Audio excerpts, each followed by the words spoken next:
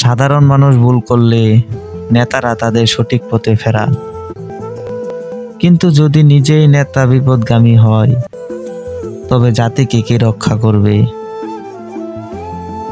এরকম একটি বাস্তব ছোট গল্প আজকে আমি আপনাদের মাঝে শেয়ার করব। চলেন গল্পটি শুরু করা যাক। লবণ যদি নষ্ট হয়ে যায়, কে করবে তার পরিশোধন? একজন তরুণ গ্রামের যুবক তার সম্প্রদায়ের একজন শালীন, ধার্মিক ও সজ্জন মেয়েকে বিয়ে করেছিলেন। বিয়ের মাত্র 1 বছর পার হয়েছে। হঠাৎ একদিন এক ঘনিষ্ঠ আত্মীয়ের সাথে তীব্র ঝগড়ায় জড়িয়ে পড়েন তিনি। রাগের বশে ওই আত্মীয়কে মারধর করে ফেলেন।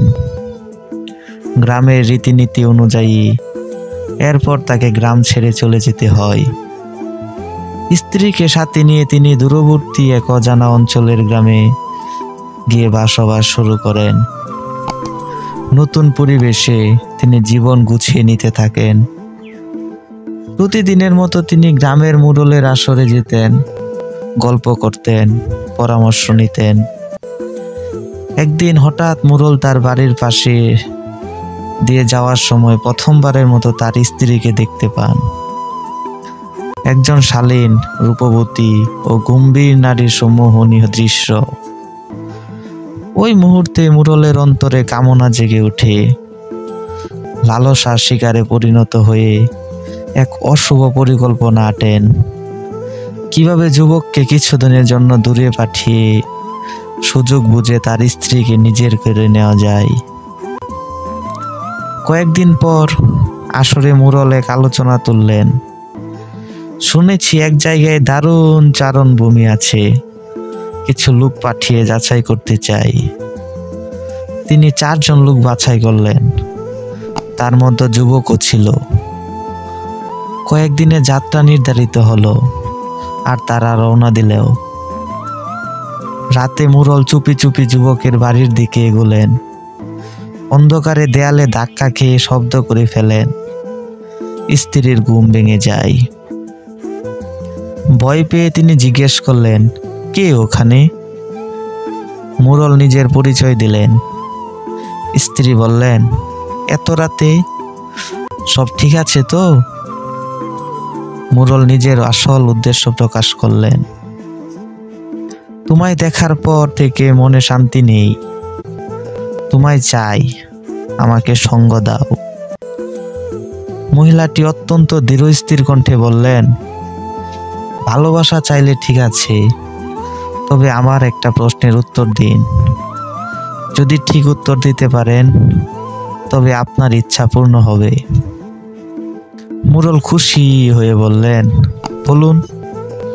তিনি জিজ্ঞেস করলেন, যেমন মাংস নষ্ট না হয় বলে আমরা লবণ ব্যবহার করি, তবে যদি লবণ নিজেই নষ্ট হয়ে যায় তাহলে কে তা পরিশোধন করবে? মুরল গম্ভীর চিন্তায় ডুবে গেলেন।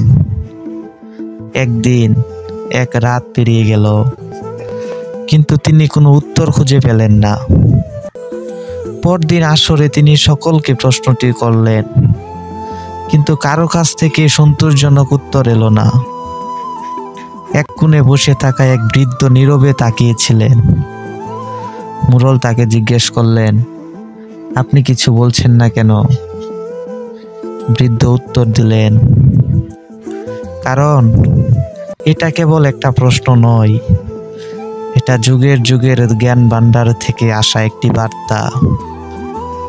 তিনি আপনাকে অপমান করতে পারতেন, কিন্তু অপমানের বদলে আপনার বিবেক জাগিয়ে দিলেন। তারপর মিথ্যা তিনি ব্যাখ্যা করলেন।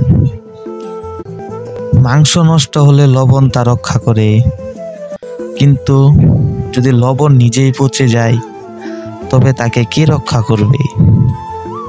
অর্থাৎ সাধারণ মানুষ ভুল করলে নেতারা তাদের সঠিক পথে ফেরান, কিন্তু যদি নেতা নিজেই বিপদগামী হয় তবে জাতিকে কে রক্ষা করবে? মুরল লজ্জায় মাথা নিচু করলেন, চোখ ভরে এলো অশ্রুতে। যদি পিতা বিপদে যায়, কে সন্তানের পথ দেখাবে? যদি শিক্ষক পথ হারায়, কে জ্ঞানের আলো ছড়াবে? যদি নেতা পথভ্রষ্ট হয়, কে জাতিকে রক্ষা করবে? স্মরণ রাখো, জ্ঞানীদের সঙ্গ গ্রহণ করো। মূর্খদের সঙ্গ কেবল হৃদয় নষ্ট করে না, পুরো প্রজন্মকেও ধ্বংস করে দেয়। গল্পটি এই পর্যন্তই ছিল। গল্পটি আপনাদের কাছে কেমন লেগেছে অবশ্যই কমেন্টে আপনাদের নিজেদের মতামত জানাবেন। ধন্যবাদ।